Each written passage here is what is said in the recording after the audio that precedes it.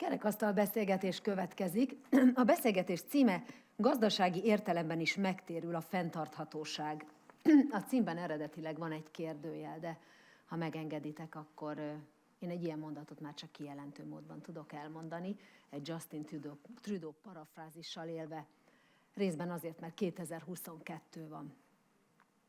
Részben pedig azért, mert zajlik nagyon közel hozzánk egy háború, amellyel kapcsolatban ezer és ezer kérdés merül fel a fenntarthatósággal kapcsolatban is. Például az energiapolitikáinkkal kapcsolatban is, hogy csak egyet említsek. A kerekasztal beszélgetésekkel kapcsolatban csak a moderátorokat fogom bemutatni, és a moderátoroknak megadom a lehetőséget, hogy bemutassák a vendégeiket. A mostani moderátor Tomaj Zsófia, a fenntartható fejlődés szakértője, a Körforgásban podcast műsorvezetője. Zsófi korábban diplomáciai karrierje során részt vett az ENSZ fenntartható fejlődési célok kialakításában New Yorkban. Nem kis dolog ez. A fenntartható fejlődésre való átállás elősegítése Zsófi személyes missziója, vállalati fenntarthatóság fókusszal. És nem sokára indul Zsófi fenntarthatósági tanácsadó vállalkozása, ez itt a reklámhelye, biztos megengedi, az a neve, hogy Future Potato. A vendégek pedig Rakó Ágnes, Dária Dodonova és Simon Anita. Őket Zsófi bemutatja részletesebben.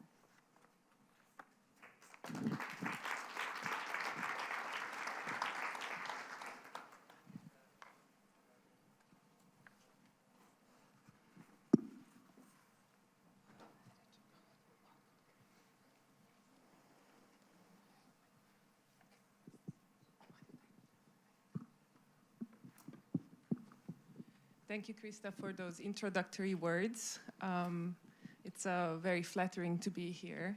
And yes, as you have said, I think there shouldn't be a question anymore after our sentence. Is social sustainability or is sustainability good for business? It is good for business, and we will enlighten today's discussion a little bit further why, not myself, but the panelists think so. One thing that Krista didn't mention, but because we are here today, I find it important to tell you that the foundation actually now has a sustainability working group. And this is also not a commercial, but any of you would like, you're open to join us in their discussions that we have every about 6 weeks on different matters of sustainability.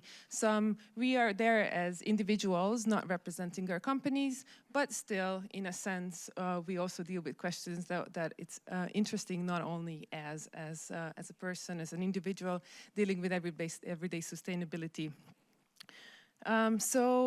Leading this group together with actually Dóra Fazekas, who is the head of the Budapest office of Cambridge Econometrics, it is a special importance for us that today we have a discussion on such an event about sustainability. And today we want to show to you that dealing with social sustainability is not an altruistic issue anymore, but actually there is a business case to it. I have 3 outstanding leaders with me today, with whom we will dwell into this discussion. Let me introduce the panel members shortly. On my left is Agnes Rakó. She's the lead partner for diversity at KPMG. Agnes has been with KPMG since 1999, and she's also the head of the risk consulting, finance process, and data modeling department since 2019. Dária Dodonova, Chief Financial Officer at Magyar Telekom. Dária joined Magyar Telekom in March 2020, not the ideal time, I presume, arriving from Deutsche Telekom. She's been a female leader for over 20 years, and Dária is a true global citizen, I have to say. On my far left is Anita Simon, the Deputy CEO of Alteo Energy Ltd., responsible for sustainability and circular economy. We didn't discuss this question, but after Laszlo's presentation, I'm wondering, do you consider yourself introverted or extroverted leaders? Any of you brave enough to answer this question? I can start. I consider myself an extroverted leader. Extroverted. I'm definitely an introvert. I think we have a good mix. I actually consider myself an introverted who sometimes acts like an extroverted, but more of an introverted itself. Today we have companies, or female leaders representing companies who already place sustainability key into their business operations at actually a strategic level. I would like to start with Daria. We can, I'm sure, state confidentially that at Magyar Telekom sustainability has been high on the agenda. Have you placed it on a strategic level? Can you tell us why this is so important for Magyar Telekom? Yes, you're absolutely right. And we did it actually already many, many years ago. Obviously, that was not me. In 2005, that was the first year when Magyar Telekom was taking it very seriously and putting the sustainability into the strategic focus. And now, actually, we put 3 main dimensions for the next 10 years because we operate in this sort of 10-year cycles when we talk about sustainability. Diversity, obviously, that's the number 1 on the agenda, climate protection and digitization. We are a telco company, of course, digitization matters for us. So the question is why? We want to be relevant. We want to be relevant for the society. We want to be relevant for the employees, and we want to be relevant for the customers. And my team and also my colleagues know me for one famous word, tangible results. And allow me to give you a couple of examples of what we actually do.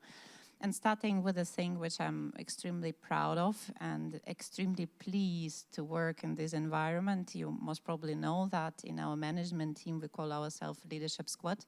We have 50-50 parity. So we have 3 amazing female leaders and 3 amazing male leaders. So we reach this parity, and it's extremely pleasant atmosphere. In our leadership team, this is actually those who are 1 level below us. We are already above 30% when it comes to the female leadership, and we're obviously working to increase it more and more. So being relevant is important, and also being relevant in terms of actions. For example, relevant for our employees. During the COVID times, some of our employees and many of them had really, really difficult times. And what we did, we created the Magenda Alliance Foundation, which is actually the money is from us, from employees, from the leaders. Actually, all the management members, they transferred money, and also the proceeds from the internal auction of the art collection was transferred there. Why we did it? We simply wanted to help our employees who are in a difficult situation during the COVID times. So this is why we do this. It's not because of the awards, because we want to help, we want to be relevant, and I'm really, really happy to work in this very inclusive environment at Magyar Telekom. Thank you.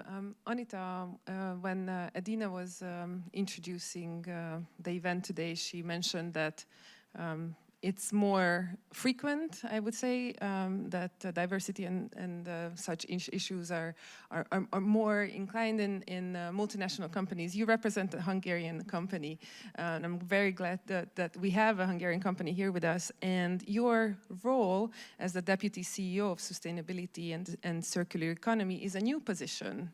How did that change the management structure? How do you feel in the men's world, if it's a men's world, or now it's a more balanced question? Yes, thank you for the question, because, you know, I'm representing an energy company which is really mainly male represented, and but I think the change has already started. As the business-wise, Alteo is focusing on renewable energies, and renewable energies are equal to sustainability. So we are not using sustainability as a marketing tool in our activity, as our production, about 40% of our production, energy production, is coming from the renewables. And I think it's very important for a company to focus for carbon neutrality, which is the key of our future, not just ours, but our children's future as well. As a deputy CEO, I think Alteo has broken with glass wall problem, which has never been the case in our company, as from the beginning and from the start of the company, a CEO was a woman. And I think there is always a place for women leaders in the company. And if I can tell you that maybe I'm an example, being the first deputy CEO, and my title, which is very long, shows that maybe there is more room for sustainability and more room for the women in the leadership. So we are focusing on it, and we are trying to make more efforts in diversity, which is a good example because we are a Hungarian-owned company and acting like a multinational, like big ones. And I don't say we are following the big ones, but our mission and our drivers are showing that we are really focusing on our goals, not just in business-wise, but in sustainability and diversity as well. Thank you. And Aggie, we can, I think, can say that in Hungary, to put diversity in such a high level is still quite rare. You do that in KPMG. Why did KPMG come to this conclusion that diversity should be put to such a high strategic level? Maybe let me share you with my story. So the whole story started maybe 5 years ago when our corporate responsibility colleagues approached me as a new partner, and they asked whether I would be interested in supporting any of the UN sustainability goals. And one of the goals was diversity, and I immediately picked diversity. Partially because I felt that I'm close to this topic, but later on it turned out that it was a great choice, because choosing that goal, which is basically very close to our values, was something with which I could help our organization to move and to change for the better. So it was a great choice. And we started basically with a small working group, which currently consists of about 20-25 colleagues, basically representing all of our functions, our marketing and communication, HR. So it's a very wide working group, still a voluntary working group, which is very important. And we keep going. We have our goals, we have our agenda, and we have always new ideas. We are a kind of test and try mode, so which means that we always test new ideas, new trainings, new solutions, new organizations and everything. And once it's settled and once we can see that it's working, then we basically help our HR, help our marketing and communication teams to put that into the company culture, into policies, recommendations. So that's how we operate. I mentioned to Zsófi when we just had some time to chat before this meeting is that when we started working on diversity, the first year was basically all about education. So we educated everyone within the organization. And when we had the first people survey, which is our yearly survey of the satisfaction of our colleagues, basically after the first year, the results were bad. Extremely, there was a very sharp drop when we were talking about diversity, and we were shocked. I was shocked actually, because we spent a year on educating our colleagues, and when we investigated the reasons, it turned out that by the end of that year, our colleagues, or the majority of the colleagues, finally understood the question. And that's where, that was a kind of aha moment, and that's where the real work began. Because that was a time when everyone was open to just raise the issues, raise the topics, and really start working toward goals. So that was very interesting for me. That kind of reminds me of you can't make an omelet before breaking an egg, right? So you kind of have to figure out what's happening. I think that's the same with sustainability, that if we would ask the audience here what you think the definition of sustainability means, we probably would have very different ideas and would probably be only a very narrow definition, which I won't go into detail now because we don't have that much time as it's such a broad issue. But we want to bring it down today to a more narrower part, which is also the social sustainability. And I would really love if you could share with us the concrete things that you do at your company to support social sustainability issues such as diversity and inclusion. Daria, I ask you to start that as well. And ladies, please feel free to join if you are doing the same kind of practices or if you want to add on something. Yeah, let me maybe start with an important thing. I could have mentioned at the beginning that, if I remember correctly, in 2018 we introduced a special role, an expert in our company who is driving this topic, so a dedicated person similar to what you do in KPMG, just to put all the focus. So what do we do? I said in our overall sustainability strategy, we put the focus on 3 areas, and I'm not going to talk about climate protection and digitization. By the way, we're since 7 years carbon dioxide neutral, just a side remark, but on the diversity. As I said, we work actually on the increasing the number of the female leaders in our leadership team, so practically the middle management who drives this company to success, because, sorry to say, that's not us, the leadership squad members. Melinda, apologies there. This is exactly the middle management who drives this company to success, so that's the one thing.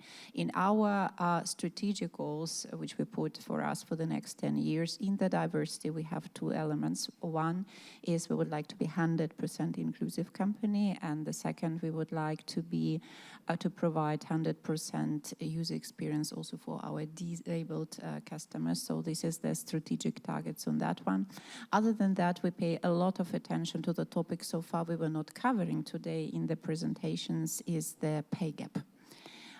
This is the topic which is relevant, which is everywhere, so we should talk about this and what we did in the company. First of all, with the help of the digitization and artificial intelligence, yeah, so we are a telco company. We had several studies also tracking what is the current situation in our case, in the case of Magyar Telekom, collecting the data. Obviously, it's a sensitive data, but without having data, you cannot make an action. Yeah, so you can only talk, and with the help of the analysis, we were able to decrease the pay gap so far by 3.5 percentage points from 18 point something to 15 point something. So that's the tangible results. Remember, I like tangible results, and this is what we are doing. Great, thank you. Ladies, any practices you'd like to share? First of all, let me join to your speech, because energy sector, unfortunately, has not yet been able to break with the CO2 pollution technologies. So while we started our ESG certification, is that we would like to set up our goals for carbon neutrality. It's very difficult in the energy sector, because we have to find those new technologies and new possibilities in the energy, which is not so easy nowadays, especially when the energy questions are on everyday basis in our life. So how to say, it's very difficult in these circumstances to create green energy. What is green energy? What is sustainable energy? And even though what is sustainability in energy sector nowadays, because it's changing every day. So we are focusing on our ESG strategy, because we do believe that the transparency is the key issue in our activity. And I think we can talk about the risk as well. Our production and the energy sector is CO2 pollution sector. So we have to focus how to be much better than the current level. On the other side, as women and leadership questions, we established a women leader club, which is, I think, very important inside the really man-dominated sector. And us as women, we have to focus to help each other as women. And this club is an important chance for those who can speak very clearly and free about their problems, because we have problems at the end of the day. How to be women leaders, what to do with the payrolls, what to do with our sustainability issues. So these are very, very important questions on the everyday operation, and we are trying to focus on it. So these are the most important questions, not just in the company-wise, but also as women leaders. Yeah, listening to you, what came to me is that I think you just demonstrated the extra thing about being a female leader is that you own to the impacts that your government, that your company has, because I think when it comes to sustainability, it's really important to also tell, the negative impacts that we have, and it needs a certain kind of leadership to do that. Aggie, what about diversity groups at KPMG? I'm sure you have difficulties not difficulties, but you have to have like a two-hat thing. Challenges. Yeah. You have to have a two-hat thing. It's one thing to have it within the company, but also you have your clients that you have to support the diversity issue too.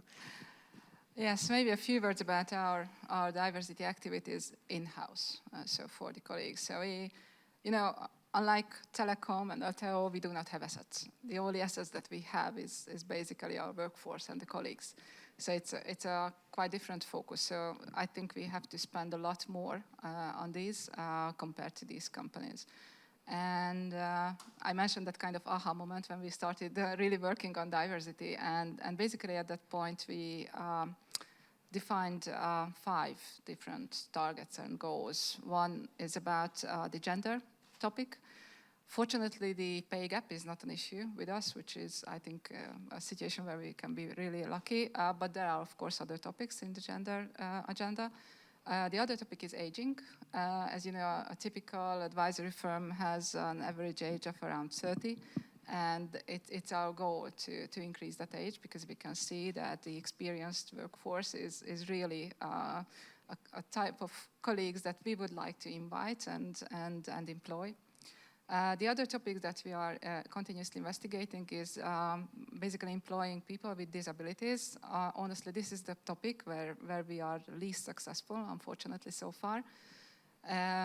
But also on our agenda is what we call the multiculti, which means that since both in our shared service center and within KPMG Hungary, we have around 36 or 37 different nationalities.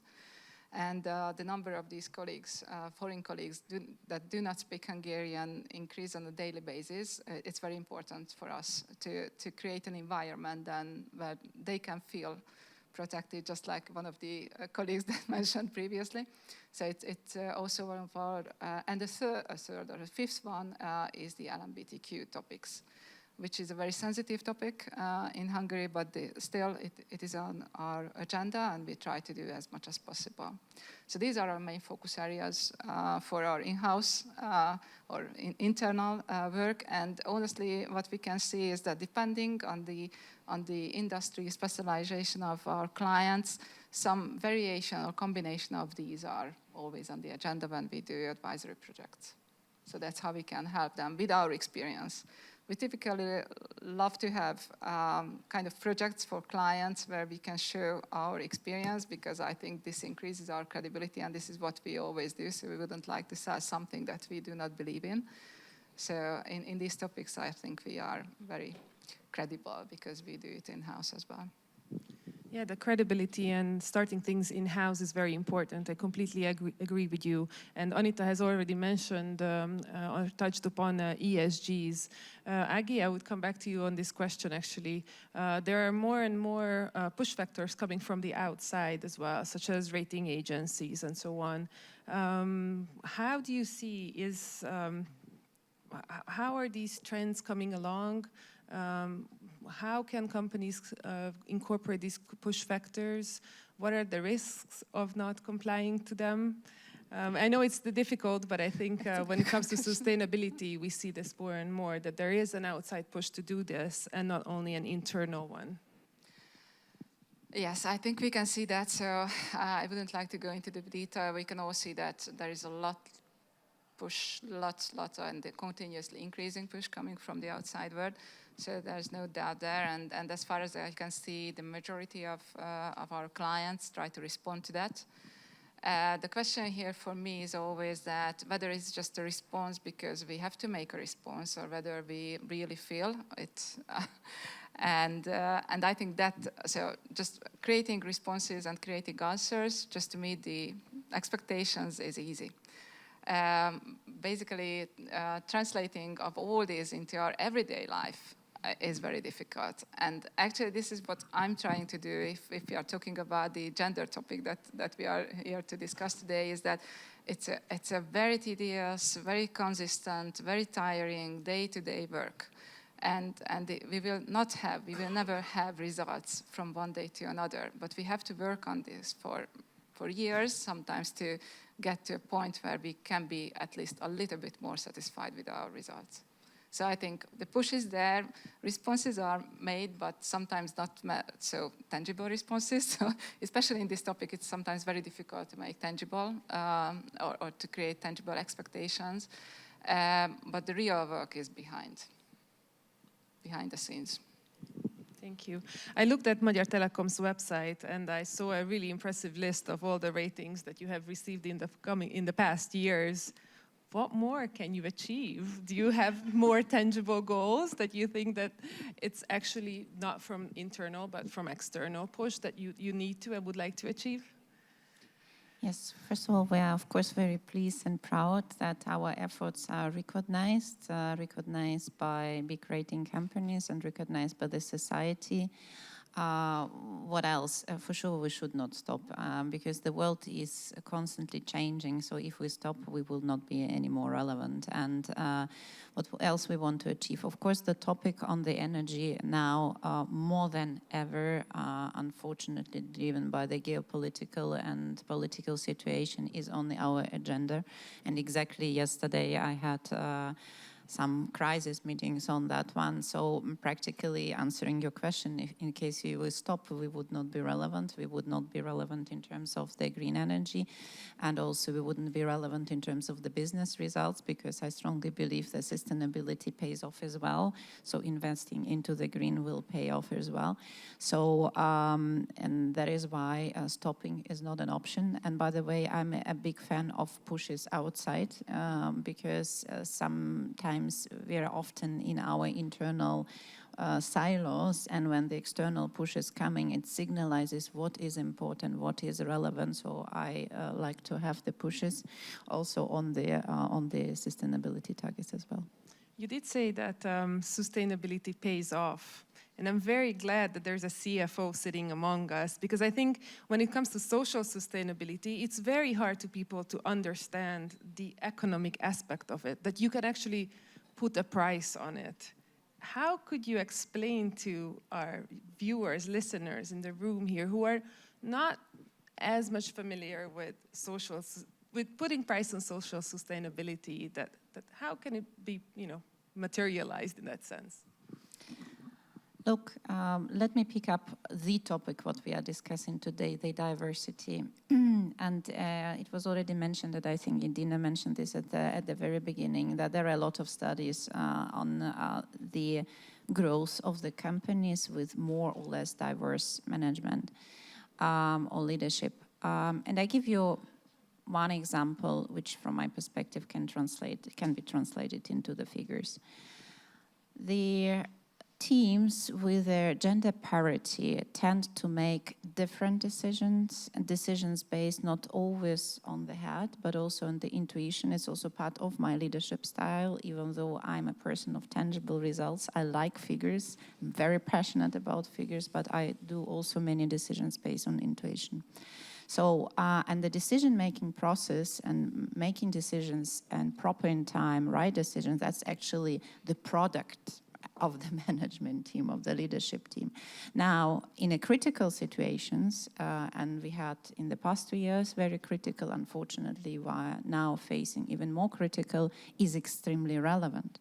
I think, also given an example of our company, we were very efficient in decision-making process, and I strongly believe this is because of the gender parity. Of course, I can even bring in an example which would sound very strange for you, but we closed 2021 as one of the most successful years in the history of Magyar Telekom. Now, I leave it up to you to decide, is it because of the gender parity or not in the management team? It's true. I've Should been we do a poll appointed about last. that? I've been appointed last year, and it was the really most successful year of Alteo. Big hand to the ladies. Do we need to say more about the economic power of social sustainability? I guess not. Ági, you're also a financial expert. Do you bring in this economic aspect into your conversation when you talk about clients, about diversity, or actually within the company? Definitely. That's one of the most important thing because, just as I mentioned, we do not have assets, we have our colleagues. And in order to achieve goals, our business goals, we have to invest in that because we need colleagues who are diverse because the diverse decisions are much better than the decision made by only male colleagues. And in the long run, I think it pays off. So if you basically have incentives in place, both for gender equality, both for aging topics, both for LGBTQ topics, multicultural, whatever I mentioned, basically it pays off in the long run. So it is really tangible in terms of results. I think based on our results are a little bit older because we have a September year end, but still we had a very great result last year, hopefully partially because of that. Of course, our results are affected by other topics as well. But what I can see, and if I look at my teams are continuously growing, both in terms of number of colleagues, in terms of revenue, and in terms of other measures. So I think that kind of approach really pays off. I have one last question for you, and I would like to come back to the introverted, extroverted part of you. What do you think it is in you as a leader, as a female leader, that makes you different than your colleagues, and that you'd like to emphasize to our young women listeners today? That what makes you stand out as a female leader? What are maybe your different kind of leadership styles that makes you outstanding? Anita, I see you. Thank you. I think women leaders are more cooperative. So as women mothers, we have to cooperate with all levels of our life. And I think it's, as I understood from my role, that this cooperative skill helped me to be more efficient. And it's very difficult sometimes to focus on our everyday work. But if we are more cooperative, we can reach those people with whom you can work more efficiently. On the other side, back to sustainability, the modern company and the future companies are unthinkable without sustainability goals and sustainability issues. Otherwise, the new generation is not coming. So if we would like to survive, if we would like to be competitive, we have to focus on it to create not just inside brands, but outside brands as well with sustainability issues. Thank you. Ági? Maybe just one last comment as a kind of message to the younger female leaders or potential future female leaders, is that what I learned from my experience is that we should not compete with men on the same topics that is expected, because we are different, and different in a good way. And I think we should focus on all those kind of strengths that we have. I would say that sometimes it's even the strategic thinking, or thinking or doing things parallel, seeing things from different perspectives. And I think we should focus on these kind of strengths that we typically have, because that's a great combination if we have the technical topics, if we have the knowledge of the industry business. So if we can combine those two, I think we can really be successful. Thank you. Daria? Maybe a couple of words. First, being caring. So caring about my team is similarly important for me as caring about my family. Working with feedback, I think this is also what makes us different to male colleagues, because we don't consider this personal. We take the feedback, we work on the measures, and we develop ourselves, whereas male colleagues very often consider to be, somebody is criticizing me. And the third thing is being authentic. Don't hide that you are female. Show your heart. That was said already, leading with heart and passion. This is what makes us different, and this is also my recipe. Don't hide your heart. It is important, and it will pay off. And I'd just like to close by saying that, sorry, gentlemen, watch it, we are coming. In sustainability, it's all women. There will be a lot more female leaders definitely on this agenda. Thank you very much for joining for this discussion. Thank you.